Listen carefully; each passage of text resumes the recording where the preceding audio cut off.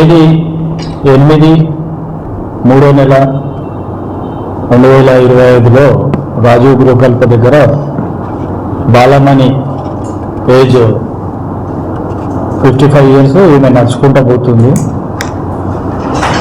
నడుచుకుంటూ వెళ్తుంటే ఒక అతను పరిగెత్తుకుంటూ వచ్చి ఆమె మెడలోని చైన్ గుంజుకొని పరిగెత్తి వెళ్ళిపోయింది. 2200 hours మనకు కంప్లైంట్ వచ్చింది పోలీస్ స్టేషన్ బాచ్పల్లికి. కేసు రిజిస్టర్ చేసుకొని ఎస్హెచ్ఓ గారు ఉపేంద్ర మరి డిఐ యాదయ్య గారు వాళ్ళ టీంని తీసుకొని ఇమ్మీడియట్గా స్పాట్ విజిట్ చేసి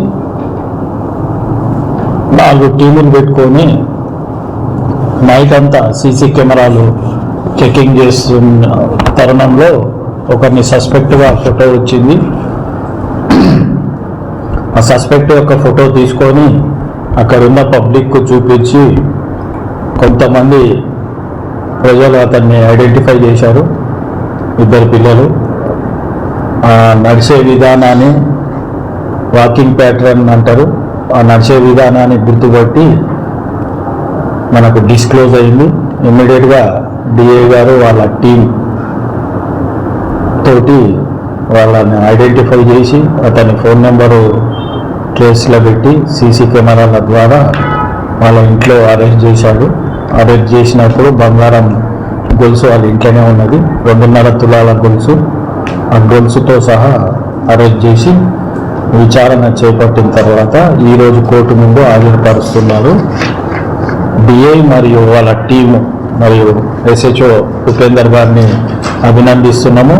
వితిన్ 12 hours ఇతన్ని ట్రేస్ చేశారు. 12 hours ట్రేస్ చేయడం అసాధ్యము. నైట్ టైం అయ్యింది కాబట్టి ఆ సీసీ కెమెరాలు వాకింగ్ ప్యాటర్న్ తోటి పబ్లిక్ని ఇన్వాల్వ్ చేసి వీళ్ళు ట్రేస్ అవుట్ చేసి ఐడెంటిఫై చేసి ఈరోజు అరెస్ట్ చేశారు. మళ్ళీ వేరే అఫెన్స్కి అతను తయారవుతున్నారు చేద్దామని మా డిఐ గారు వాళ్ళ పార్టీ ఈరోజు అరెస్ట్ చేసి రిమాండ్కు తరలిస్తున్నారు.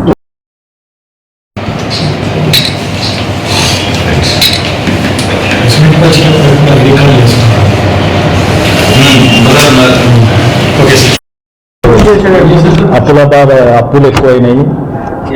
స్విగ్గీ జొమాటో చేస్తుండ్రు, పైసలు సరిపోతలేవు అని చెప్పేసి ఇది చైన్ స్నాచింగ్ ద్వారా పైసలు సంపాదిద్దాం అనుకొని బై వాక్ చేసిండు.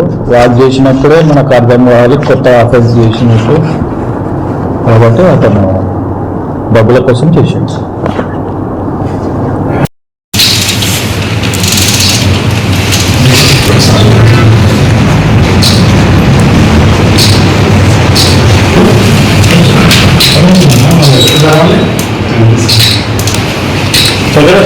కూర్చో